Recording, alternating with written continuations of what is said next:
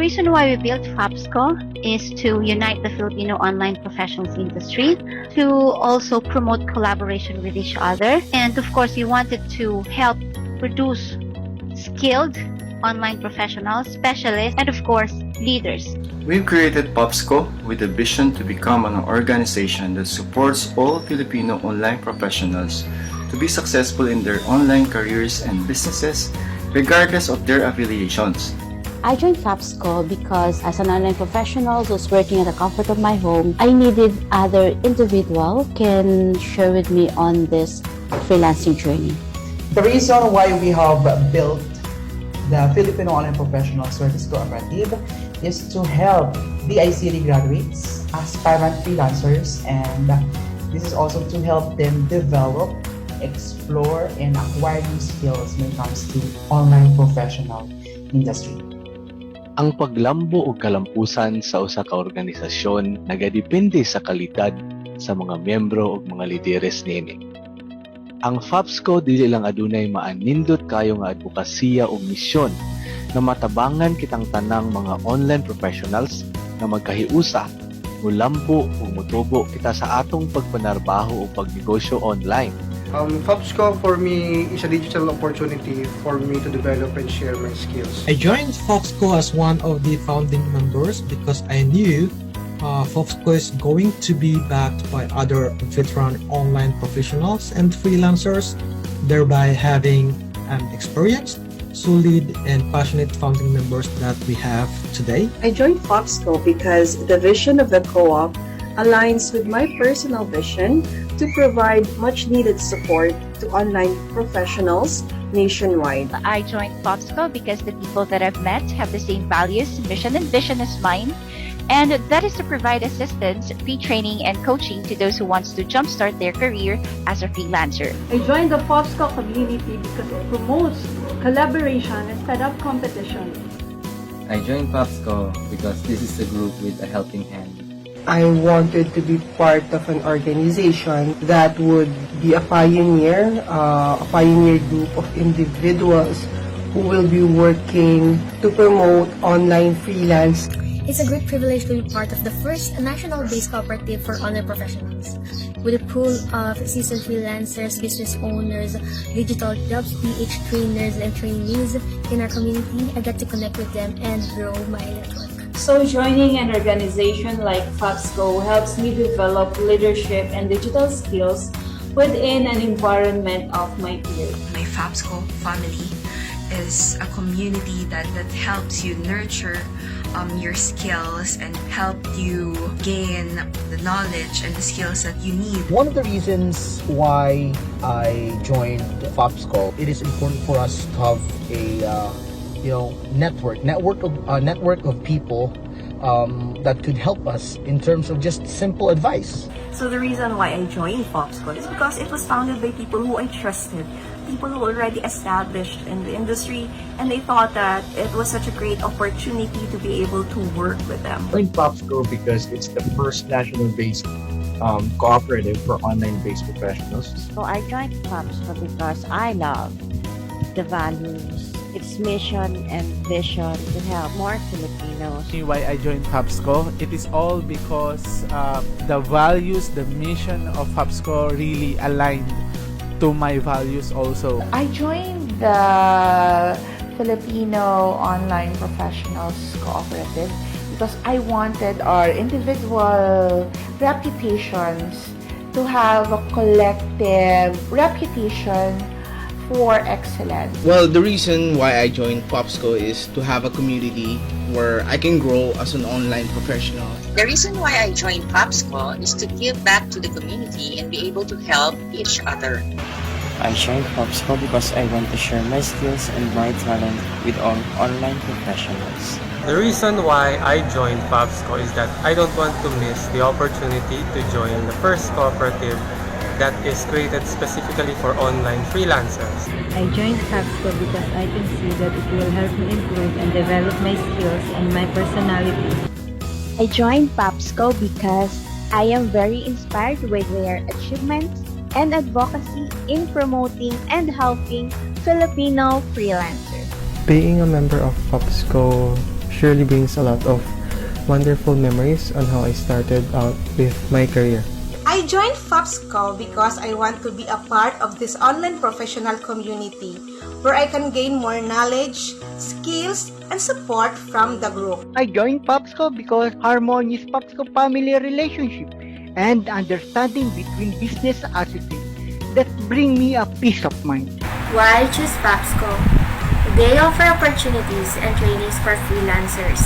First national-based cooperative for online professionals, which is FOPSCO, a community of expert freelancers in the Philippines, which gave me the opportunity to further hone my skills in social media.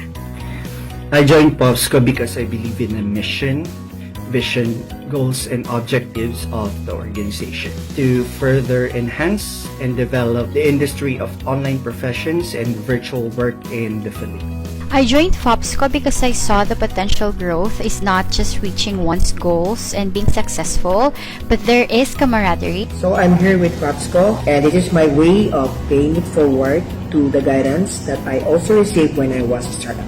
Joining FOPSCO, I finally found my home, a family, a community of like-minded individuals who share the same passion, vision, and pains.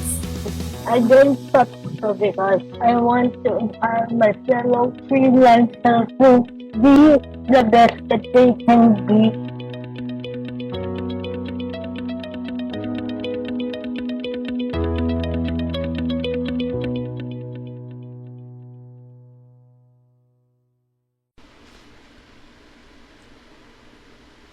Good day everyone.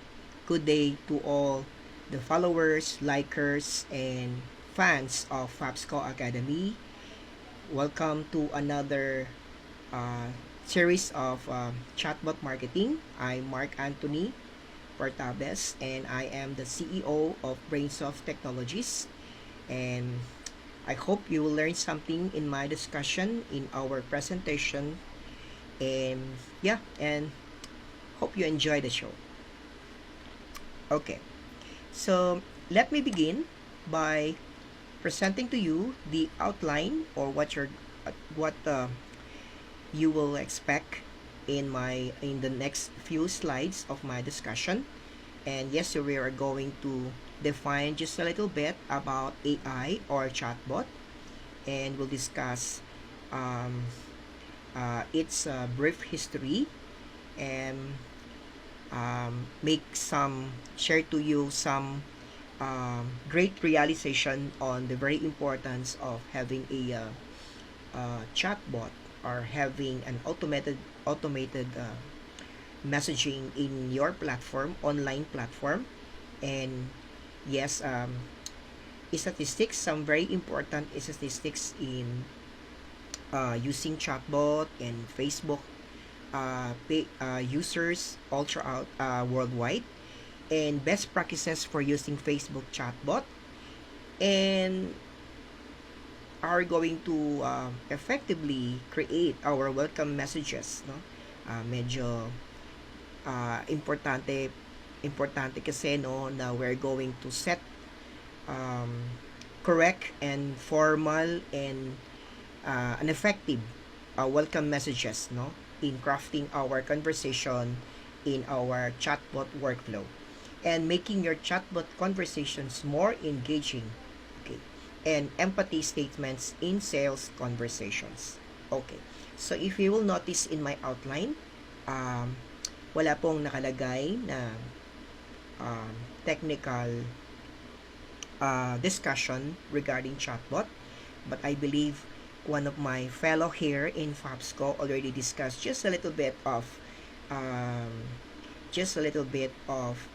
workflow in chatbot by Miss Angelic Padroso. And yes, if you would like to know more about chatbot marketing or using chatbot and using different kinds of chatbot application software and platforms, there will be a separate and a very extensive training regarding this, and I believe the ICT is also offering chatbot courses, no? And I believe marami ding mga courses online in using this platform. And in general, sobrang ano naman, very practical naman ang paggamit ng ang pag-apply, no? At ang paggamit ng chatbot or ng chatterbot. Okay, so sorry. Okay, so sino ba dapat ang sino ba dapat ang makaka-benefit, no? Ang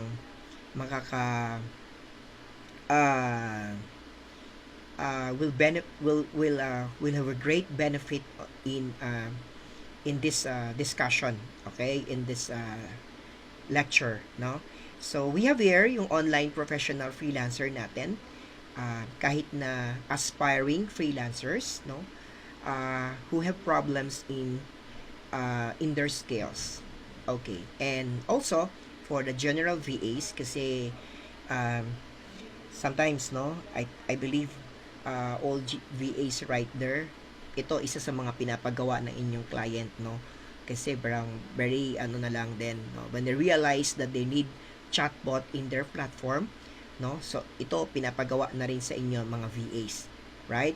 But this could be your one single skills na pwede mong i-offer on a particular market, chosen market, no? Kasi depende naman yan sa pag-o-offer mo later on.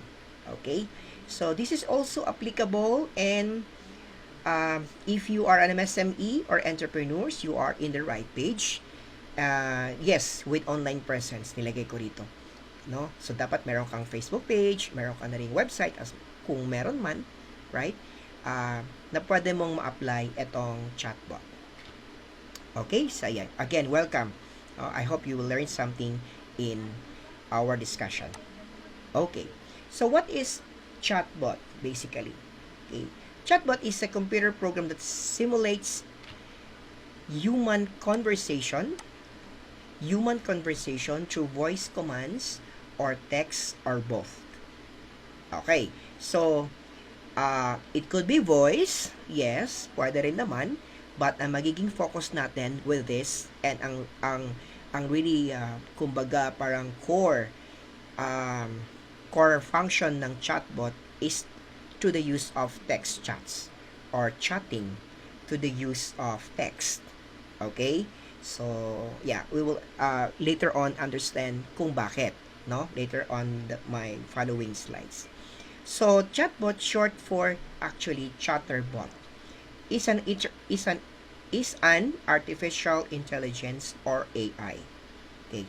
So synonyms, you can either use one of this, no? Depende sa kausap mo, sa client mo, or depende sa business owner, no, na nagpapagawa sa iyo kung saan yung level of understanding niya. It could be an interactive agent or artificial conversation entity or talkbot or bot, no? Parang shortcut siya ng robot. Okay? So when we say here artificial intelligence, well, from the word itself, it's only artificial. Pero ang pinaka main goal ng isang artificial intelligence is parang self-learning siya.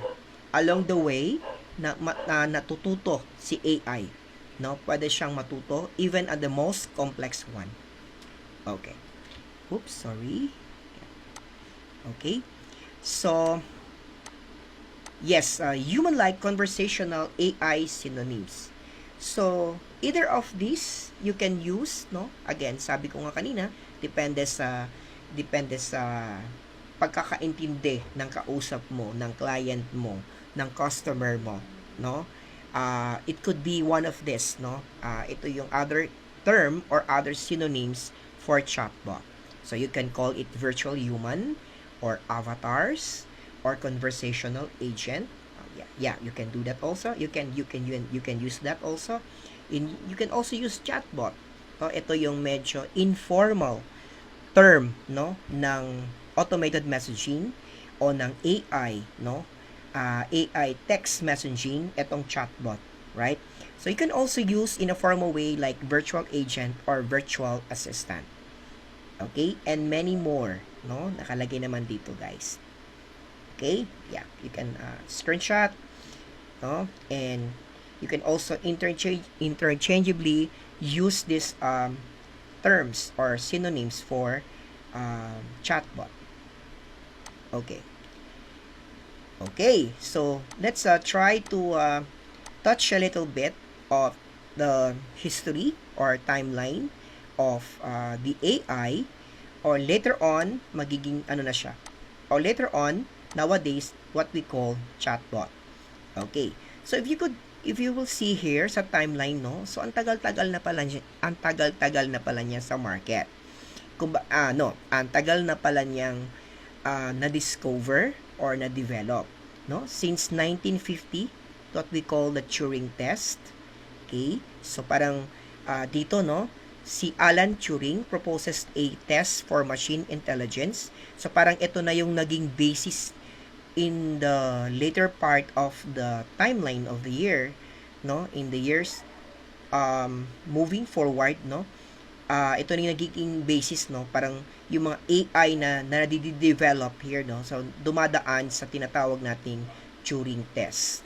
Okay, so in 1955, AI born, term artificial intelligence is coined by computer scientist John McCarthy. Okay, so 1955 pa yan, no? Unimate, or the first individual robot, Unimate goes to work at GM replacing humans on the assembly line. Okay, so medyo ano pa to, si bot ay parang wala pa siyang masyadong interaction with human, interaction with real person, no?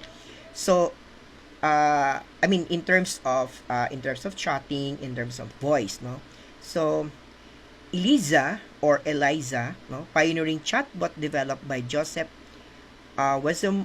Weizenbaum at MIT holds conversations with human. Ayun. So, nag-start na siya, no? Nag-start na siya in 1964 pa lang. Okay, nag-start na si the use of chatting with the use of AI.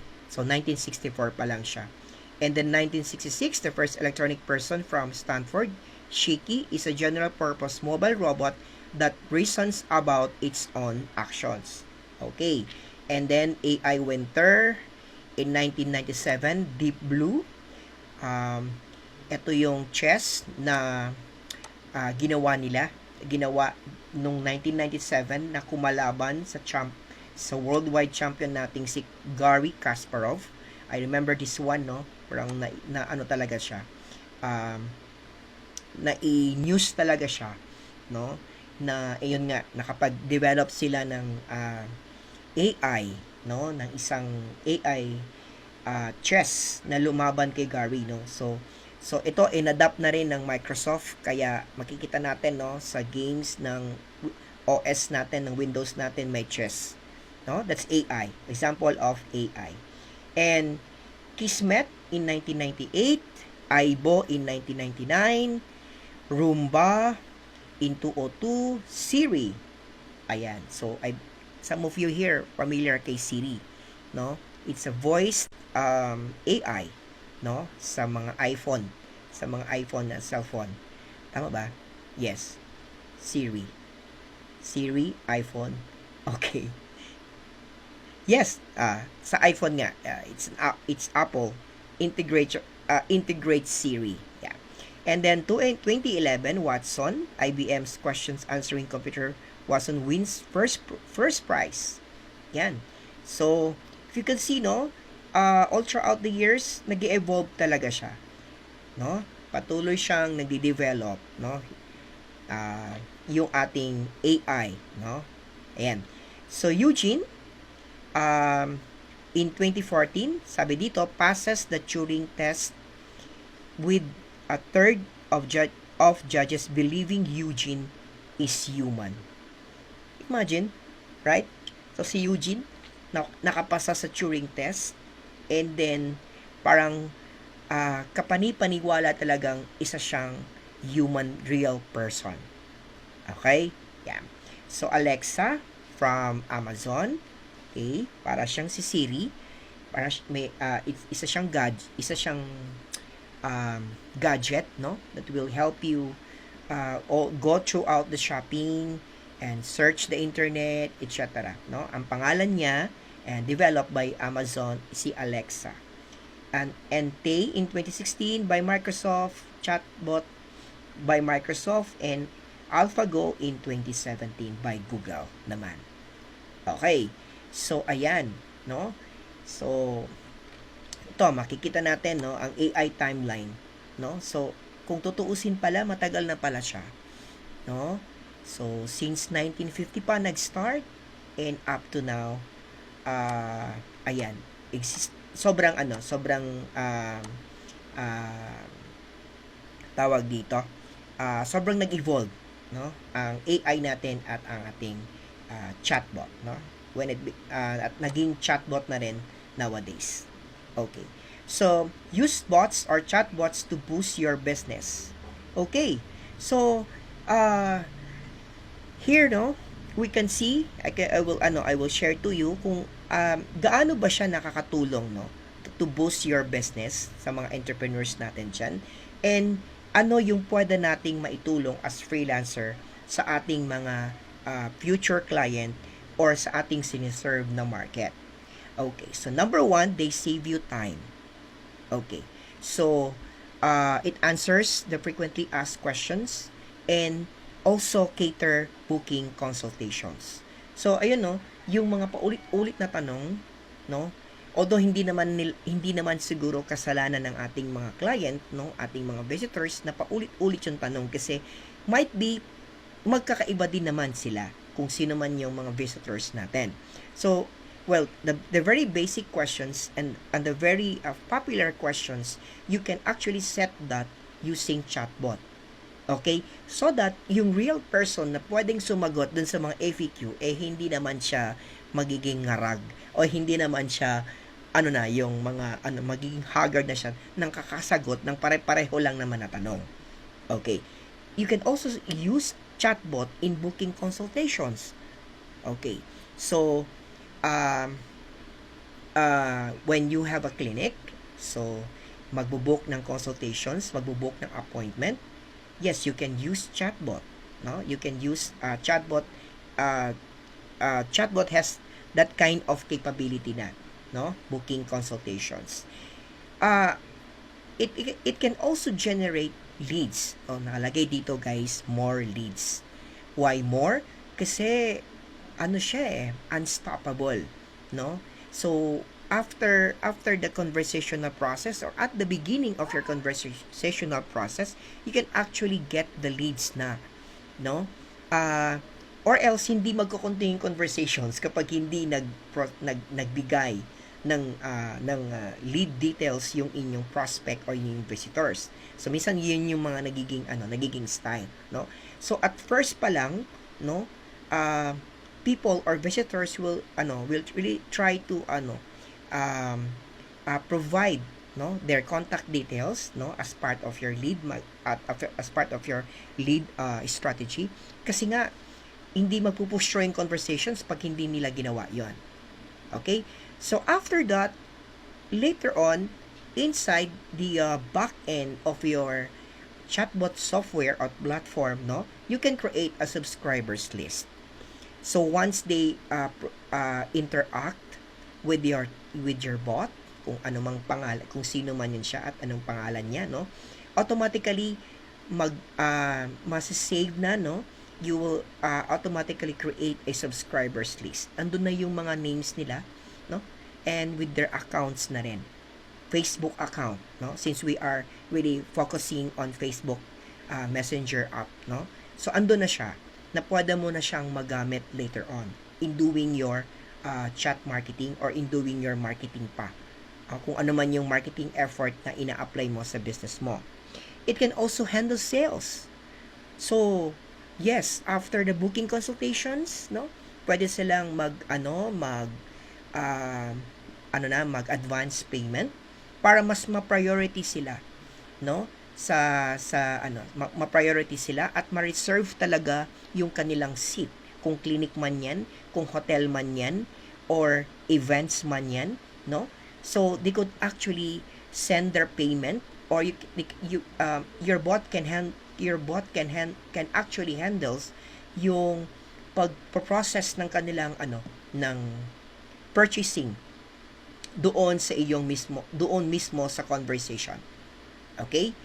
And number 5, tailored to suit your business needs. Okay, so depende, no? Actually, as long as you can apply virtual customer service or customer service, pwede itong magamit ng business mo. Okay? So, yes, so we have number 6, never get started. Of course naman. Oo. Kasi nga, robot siya. Kasi nga, na-program siya na yun ang magiging task niya.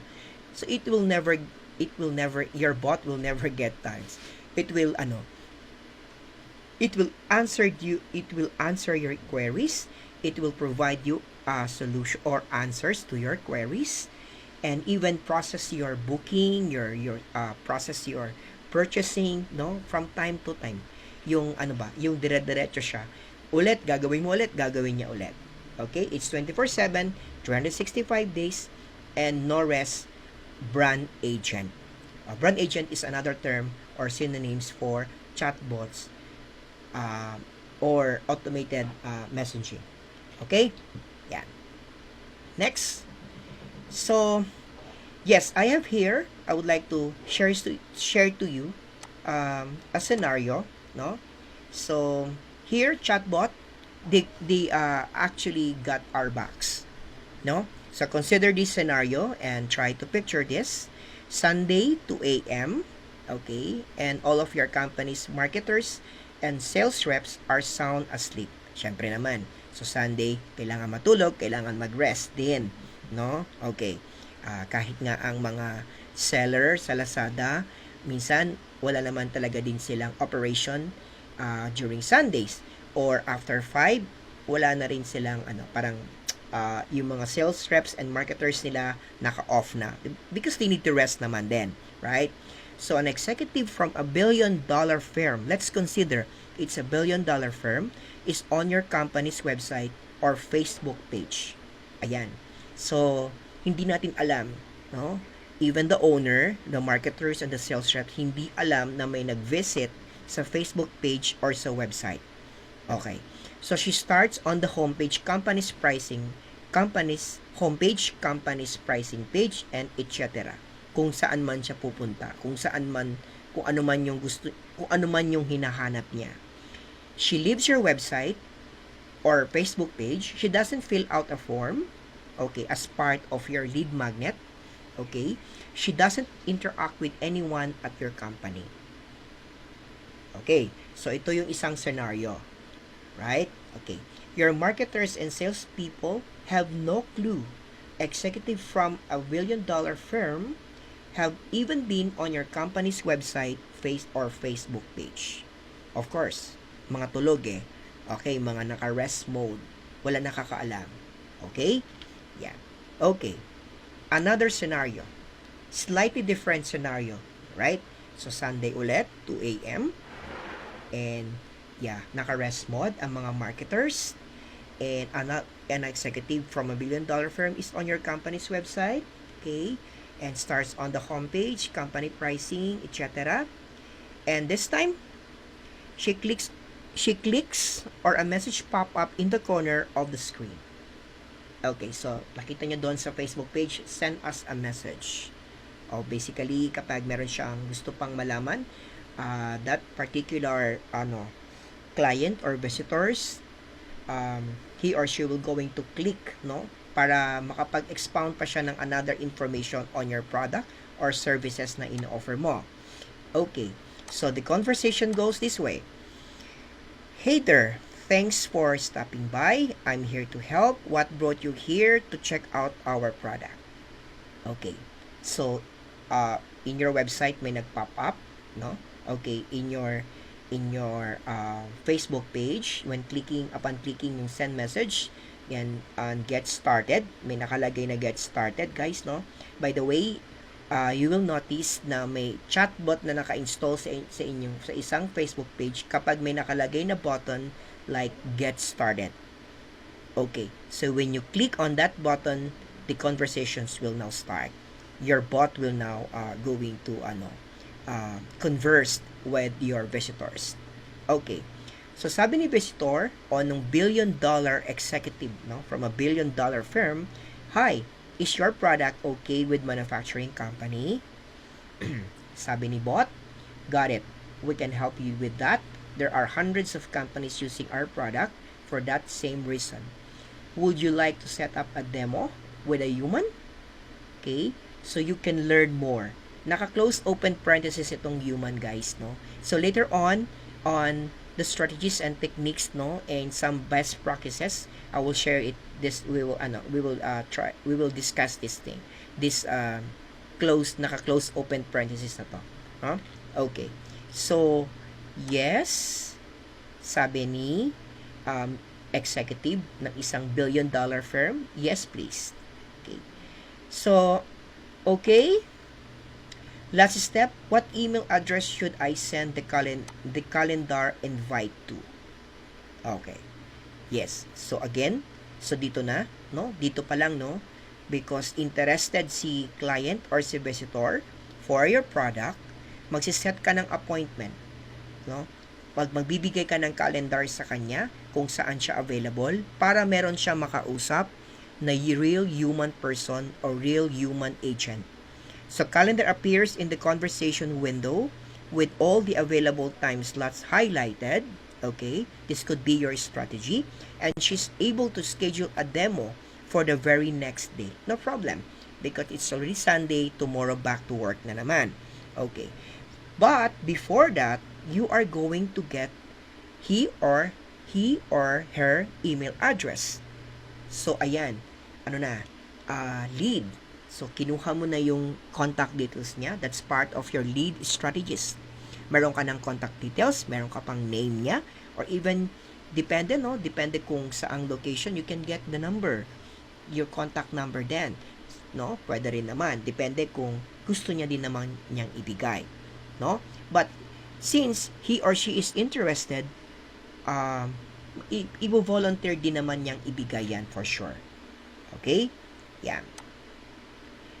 So, next, yes. So, with this scenario, no? With this scenario, at least, hindi natin napakawalan yung executive from the billion-dollar firm or manufacturing company or kung sino man yan siya, hindi siya nakawala sa patibong natin. Na-capture pa rin natin siya. Even your marketers or salesperson is sleeping. Okay? So, yun pa lang, no? Panalo ka na. Yun pa lang, panalo na, no? Sa paggamit mo ng chatbot. Okay? Yan. Okay. Let's check. Sorry. Yan. Okay. So, e-commerce. Okay. I believe, karamihan sa inyo guys, no? Nagsha-shopping sa Lazada, nag-online shopping sa Shopee, sa Zalora, sa Amazon, and Alibaba. Okay. So, I believe you are also familiar with their customer service. Depende sa seller. May chat portion. Sa Lazada, ako, mas ako sa Lazada. Mas palagi akong bumibili sa Lazada, no? So, I always chat the seller kung okay ba ang product. For other information, kasi minsan hindi naman din nakadetalye at baka may mga konting discrepancy, so I need to chat the seller. Okay? Or maybe, most especially guys, sa customer support ng Lazada or any other shopping platform, no? So, yan siya. Dun mo ma-experience ang real chatbot, no? Kasi talagang on the front line, chatbot talaga yung unang makikipag-usap sa inyo. So, very useful siya if you have an e-commerce store or an e-commerce business. Okay? So, with your e-commerce platform, samahan mo pa ng chatbot sa inyong website, no? And or sa inyong Facebook pages no?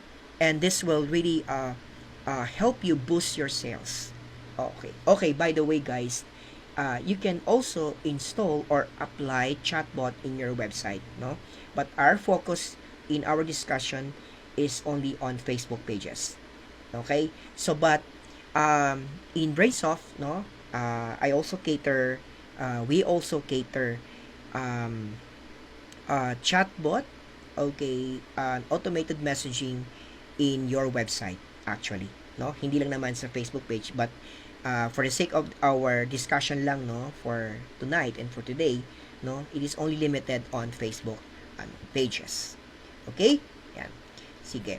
So, just a little bit of statistics, no, and just to encourage you more aspiring freelancers and for all entrepreneurs na pwede ninyong pag-isipan, no, na at least somehow I could give you an overview or an insights kung ano na ba ako, am I ready as entrepreneur to venture into this chatbot marketing, or for freelancers, may market ba ako, meron ba akong pwedeng maging client, meron bang business owner na nangangailangan ng isang chatbot marketing. Okay, so ito yung purpose, no, na-present ko sa inyo ng statistics, no. And yes, we have right now worldwide 260 million new conversations take place on the Facebook Messenger app daily. Okay. So by the way, ang survey or ang statistics ito as of January 2022, guys. Okay, so very fresh pa lang siya. Okay, very fresh. So 260 million daw new conversations daily worldwide. Would you imagine? That's 260 million. Okay, on a daily basis. So really, people like chatting. Okay, sometimes mas gusto nila mag-chat kaysa sa voice chatting or voice conversation, no? Kasi parang wala ka sa mood, so chat na lang muna. In discovering your services or your product, pwede rin naman, right? Okay. So, over 1.3 billion people worldwide make use of the Facebook Messenger app monthly. Okay, that's even greater sa conversation, and 90 million small businesses are actively using Facebook one way or another. It could be using their own personal account in Facebook, no? And or building their own Facebook page one way or another, no? That's already 90 million for small businesses like MSME. So hindi pa nakakount dito yung mga big businesses, hotel, restaurants, manufacturing, e-commerce. So hindi pa yan siya kasali dyan with the 90 million, no? So dun lang sa small businesses sector or the MSME. Facebook Messenger statistics reveal that 20 billion messages are exchanged every month between businesses and customers. Okay, right? 20 billion messages are exchanged B2C, no? Business and customers. Okay, that's 20 million messages. Okay. The Facebook Messenger platform has over 300,000 messenger bots running. Okay. Yan. So, ilan yung natin? Ilan yung user natin for the Facebook Messenger? It's 1.3 billion. Okay. 90 million. Pero 300,000 pa lang, guys, oh. Ang tumatakbong bots sa Facebook Messenger. See? Wala pa siyang 10% on all the business, on the 90 million small businesses na gumagamit ng Facebook, or 1.3 billion people na gumagamit ng Messenger. Okay? So, there's a huge market here for aspiring freelancers or for freelancers, for VAs, right? So, ayan, sobrang laki pa, guys. Sobrang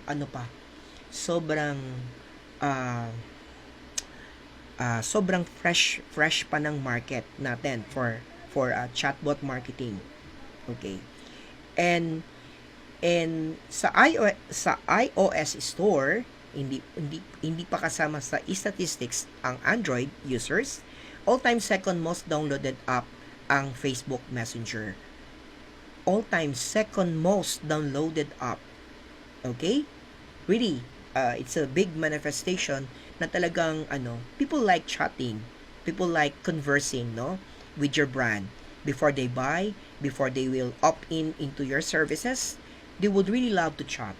They would really love conversing with you just to make sure kung really fits the product that they're going to buy or yung service na i-avail nila sa inyo if you are a freelancer. Okay? So 64% of people who use Facebook are also using Messenger platform. Of course, naman. Kasi nandun na siya, embedded na siya eh. At saka may mga, anyway, yeah. If you watch Social Dilemma in Netflix, so parang part ng algorithm ng Facebook, Instagram, and all social media platform to trigger that trigger, they will program that or include that in their algorithm to notify you, no, na someone is really sending you a message, no. So ayan, so talagang pag may Facebook ka, automatically, no, 64% of people who use Facebook, sabi nga, will use also Messenger. Okay, so 17 million photos are sent over the Facebook Messenger app monthly. Oo, totoo naman. Oo.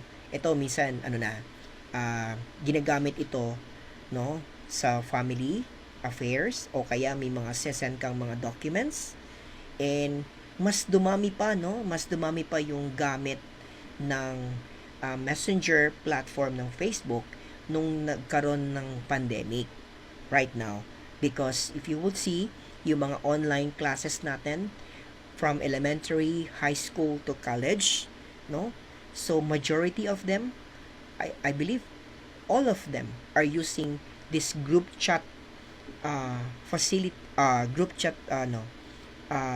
facility of Facebook Messenger, no? Create sila ng Facebook group chat, no? At doon sila nagpapalitan ng attendance, ng information, ng mga photos, ng mga projects, etc. and etc. No? So mas lalo na namang dumami, guys. Mas lalo na namang dumami ang nadagdagan na naman, no, ang new conversations at ang nadagdagan ang mga user na naman ng Facebook Messenger. Okay? So roughly there are 2.89 billion active users in Facebook.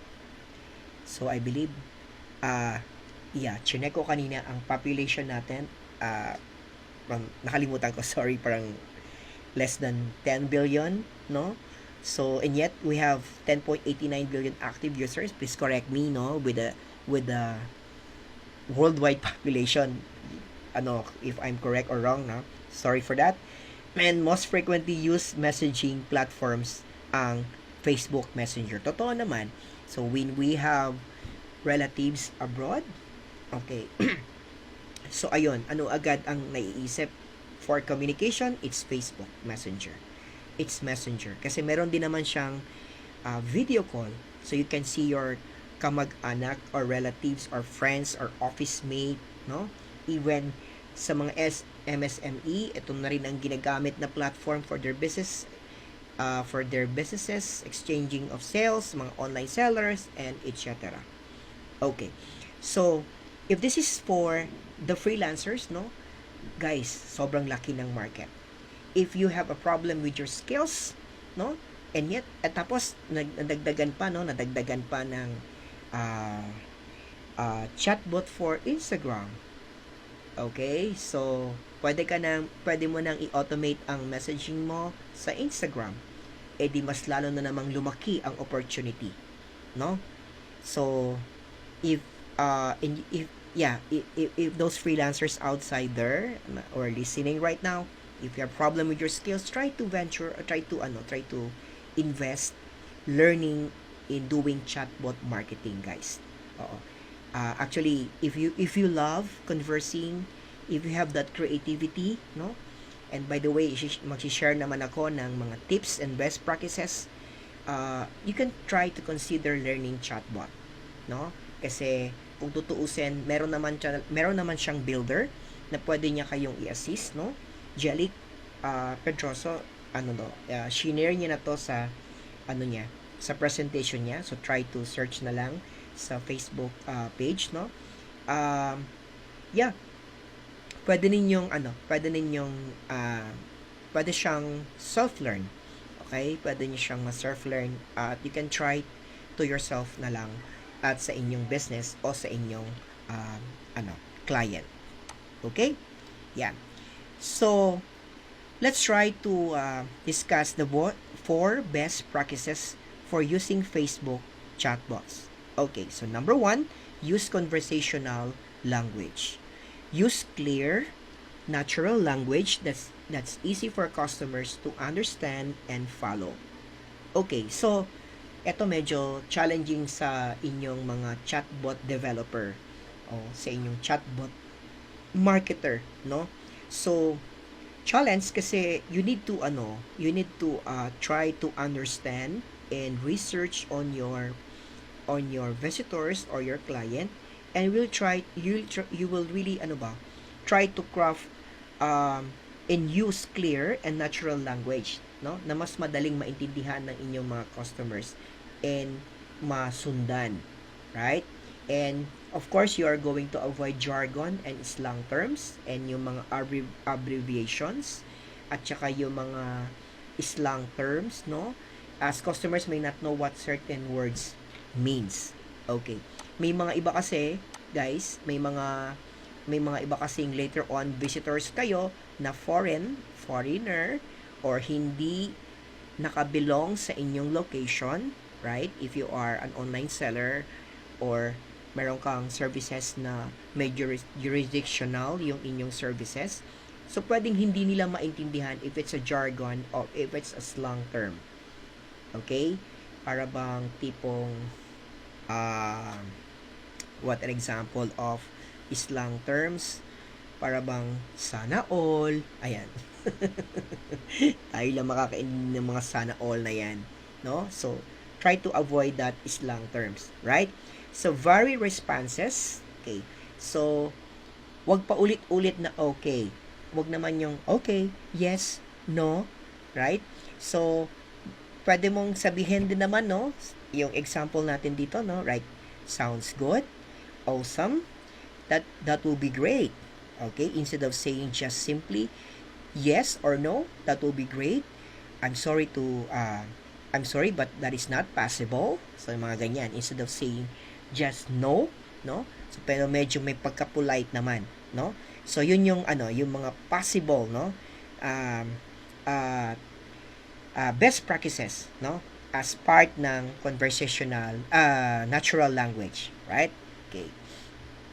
So next, brand the conversation. So you can use here some media like photos or GIFs, and you can also try to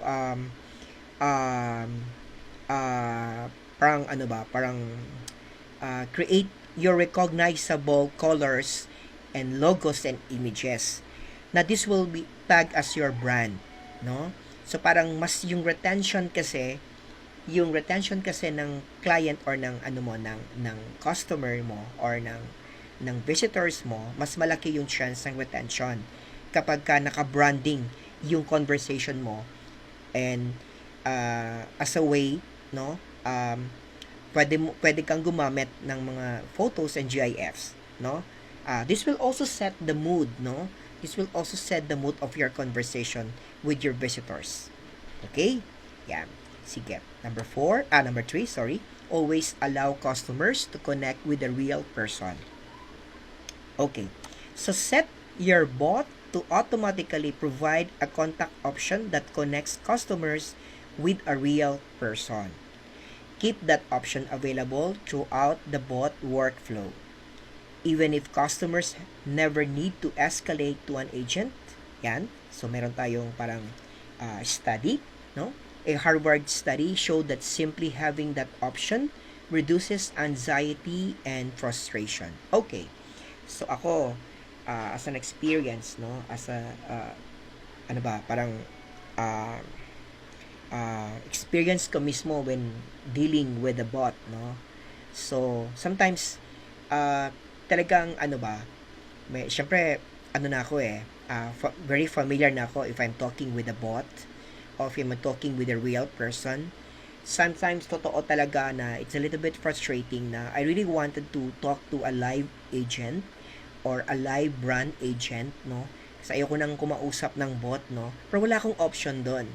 So, na-experience ko to with Lazada kasi meron akong problem with my order. So, with my refund actually, no? So, wala akong makausap. Parang marami lang siyang button doon and mga other options. But walang option doon to talk with a live agent. Before that, makausap ko, no, ang dami pang mga marami pa akong mga dadaan ng mga other options bago ko makausap ng isang live agent. Okay? Yeah. So with this, no, okay. With this, no, so it's a little bit frustrating if you will not set up your bot, no, to have a contact option that connects customers with a real person. Okay? So throughout the bot workflow, it is a best practice, no, if laging may option doon, no, parang may gate, meron siyang escape, no, na kung gusto na lang kumausap with a real person. No. So, bear in mind na all throughout the bot workflow, you will consider that doing, no, doon sa workflow mo na merong option if you're going to talk with a real person. Okay. 4. Set clear goals and track results. So, set up benchmarks to gauge how well your chatbot is positively impacting your customer service experience. Okay. So, I do not know if you also experience at the end of the conversation, meron dong parang rate your conversations with Alexa or rate your conversation with Alice. Happy, unhappy, satisfied, or unsatisfied. Okay. So, with that, no, you can create a survey para meron kang magiging benchmark kung yung conversation ba na na-develop mo with your chatbot, no, is very effective, no, very effective with your current client or visitors. So it's a good practice, no, it's a good practice na you are going to still create a benchmarks. Okay, create a matrix of you kung how well your chatbot is doing. Okay? Or impacting your customer. Alright. Okay, so how to write an effective welcome message. So basically, marami namang pwedeng style. But, number 1, for your welcome message to be effective, you are really going to ask questions at the beginning of your conversations pa lang. So, here, hello. So, may set up si chatbot if you would like to mention the last name, the first name, the whole name, no? May option dyan, guys. Doon sa chatbot na gagamitin nyo, no, later on. We are X company, so you have to mention your company, and we sell, provide service, Y and Z, and etc. Okay. So, after that, introducing your company or yourself, no? Then, may questions ka after. Like, how can we help you? Okay. Then, or what brought you here today, sir? Or what brought you here today, Mark? Something like that. No? So, do not forget, after the greetings, you need to ask questions. Okay? To make your welcome message effective. Okay. Number 2, be succinct. Okay. For best results, you need to keep the message short and sweet. Say hello. Okay, hello. And then ask a question and start the conversation. Okay, make it short. Wag masyadong mahaba. Kahit sino naman, no? Kahit sino naman, pag sobrang haba pa lang introduction mo, you will get bored and leave the site na lang. Okay, tapos wala pang ka-sweet. Okay, wala pang greetings. Parang napaka-obvious naman na parang gusto mo siya agad bentahan or gusto mo siya agad tawag dito, masyadong direct naman. Direct naman yung yung atake, guys, right? Okay. So number 3, have fun with it. Okay. So injecting a little humor and fun into your welcome message, you can stir up interest and get people talking. That's why if you encounter have a conversation with a chatbot, makita nyo minsan nagsisend sila ng mga emoji or ng mga memes or ng mga images na somewhat matatawa ka ng konti. This is just to set the ambience of being comfortable conversing with the bot. Being you as a visitor or a customer, maging komportable ka naman, maging at ease ka, na kahit na robot yung kausap mo, natutuwa ka. Okay? So that lalong maging interesado pa yung magiging kausap mo, at he will continue with your funnel later on. So, and get people talking. Okay, parang somewhat magiging sila ba, matcha-challenge. Wow, okay tong kausap ko parang nakakatuwa. Okay, yeah. And there's a case here, okay, na isang pet subscription service company, tinatanong ni bot, kung anong ang pangalan ng pet. Okay, if you are a pet lover, and then kausap mo itong bot na ito, and that talagang nag-take time siya to ask the name of your pet. Okay? So, with that case, dumami yung engagement and subscription ng company na yon, by merely asking the name of that pet. So that's actually, you can be creative here, guys, just set a comfortable ambience with your customers in chatting with your bot. Yun lang naman yun siya. Okay? Yan. So 5 tips for making your chatbot conversations more engaging. This is also very important because pwede naman silang mag-get started, start the conversation, and pag hindi na engaging, pag hindi ka nakaka-connect, pag si bot mo hindi nakaka-connect with your client, with your visitors, they will immediately leave your website or leave your Facebook page. Okay? So number 1, keep questions short and sweet. At least medyo safe ka, naka-safe mode ka. It's because hindi natin sure kung yung kausap natin gusto niya diretso agad kung ano yung pakay niya dun sa site mo or sa business mo. Okay? That's kung short siya and somewhat direct but sweet, so diretso. So nag-greet ka, okay? At hindi naman masyado yung inside of introduction mo, and you are sweet, and then it will keep your customer or your visitor interested, and and she will continue chatting with your bot. Okay? So with this, magiging challenge din sa part mo na developer, because pag masyado siyang broad or complicated questions, complicated din yung answers. Baka, it's an artificial intelligence, it is programmed to respond, depende dun sa naset mo, depende dun sa mga triggers mo, sa mga keywords na siniset mo, dun lang naman din siya mag-response.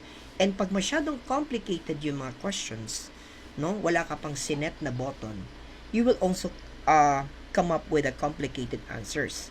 Baka hindi magtuloy o hindi ma-pursue, hindi naka-align yung chatbot responses mo, and that will create problem. Okay? That will result to a bad experience with your client or your visitors. Okay? So number 2, provide answer options. With buttons and responses, you'll likely get a higher levels of engagements, as visitors won't have to rack their brains to come up with original answers.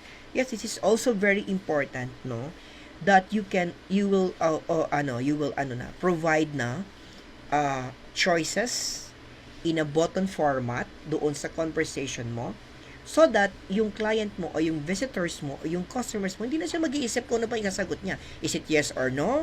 Is it maybe or not? No? So at least, ang gagawin na lang niya is mamimili na lang siya doon sa mga options as part ng answers niya o ng customers mo. No? So hindi na siya mag-iisip. Baka tama rin pang mag-isip, umalis na lang sa page mo. Okay? Yeah. So provide answer options, so do not forget that. No? Para maging mas engaging, para click na lang siya ng click, pak, diretso sa conversation. Right? Okay? And be transparent about the fact you're using a chatbot. Okay, guys. Sa perspektibo o sa perspective ng isang copywriter, no? Own the fact that you're using a chatbot and don't be afraid to call it out. Okay? It's better to be upfront about the experience you're providing and to set expectations right away rather than restricting people. Okay. It is said, and it is also a best practice, that you are going to use a conversational, natural language.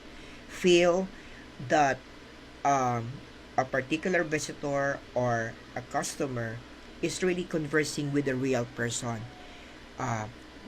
We cannot deny that's part of our goal. That's part of your goal. Na para bang you are being creative sa pakikipag-converse mo with a real person.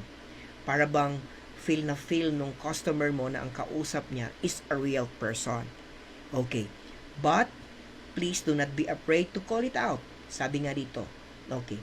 Kailangan mo pa rin aminin, kailangan mo pa rin iparamdam sa kanya na you are still a robot. You are that particular customer is still talking with an AI or with a chatbot or with a robot. Okay. So sabi nga dito, as an example, I know I'm just a chatbot, etc. But I wanted to see whether I could help. Okay? So at least hindi mo at least 'di ba, inamin mo na at first pa lang that I'm a chatbot. Minsan kasi yung iba first time hindi nakaka-identify na ang kausap na pala is robot. So parang china-challenge niya na masyado kung ano-ano ng mga tinatanong na hindi naman naka-trigger sa responses na keywords, no? So wala, mapofrustrate lang din siya. At least kung alam niya that he or she is talking with a robot or with a chatbot, andun yung expectations na limited lang din yung pwedeng i-response. Okay? So do not forget this thing. Do not forget this fact. Okay? Now you need to call out that even if the customer is really have a feeling that he or she is really talking with a real person, even if it is a chatbot. Okay? Yeah. Sige. So number 4, come up with paths for every type of visitors. Ayan. Ko lang. So instead of thinking of a lead qualification chatbot as having a single goal, connecting qualified leads with sales. So ang idea kasi nito, guys, is that after the chatbot gets the leads, no, of a particular customers, no. So do not worry, guys, no. Etong mga share ko sa inyo, this can be set, no, in any chatbot platform. Very na siya ngayon. Very powerful na mga platforms na 'yon. Ano man ang gamitin mo, no, magkakaiba lang ng mga features, but if you're going to use chatbot to qualify leads, kayang-kaya ng chatbot 'yan. Okay? So, and providing a single track for buyers, think about it as having multiple goals and providing multiple tracks that can cater to all of the different types of people on your website or FB pages. So, sinasabi lang naman dito na, sabi nga sa example, no, parang kung hindi man ako bumili nung product mo o nag-avail ng services mo, no, it doesn't follow na hindi rin kita ifa-follow or ayaw ko rin mag-subscribe sa inyong newsletter. So you have actually multiple goals, no? Hindi lang yung goal is bentahan si leads mo or bentahan ang customer mo o iyong visitors. Apart from getting their leads, kung ibinigay man nila at hindi sila bumili, so meron ka pang other things na pwede mong i-apply, like providing value by means of subscribing, let them subscribe in your newsletter so that you could update them on the latest trends, on the latest update on your services or on your products, that eventually later on they would see na, oh, very valuable pala ito, na pwede kong magamit, no, for my personal needs or for my business if it's B2B. Alright? Okay. Yeah. So, test it out, of course. So, it is important not before you roll our qualification chatbot out to your FB page or website or to whatever you're going to display it, you should test it out on a smaller audience. So, very basic naman, no? So, after creating your chatbot, so, para magkaroon ka ng later on, yun nga, yung na-share ko kayo na benchmarking, you need to test it out. Okay. So, assessment, are people answering every questions, or they getting hung up somewhere? At least makita mo, mapag-aralan mo din, no, na, etong part ng conversation ko, dito sila nag-stop. Then, after answering this, they will automatically leave the conversation or leave my Facebook page na. So, what's the matter? What is wrong about this particular conversation na na-create ko? Okay? Are multiple people giving answer you hadn't thought of ahead of time? Sabi nga dito. Okay? Yan. Sige. So, next. Okay.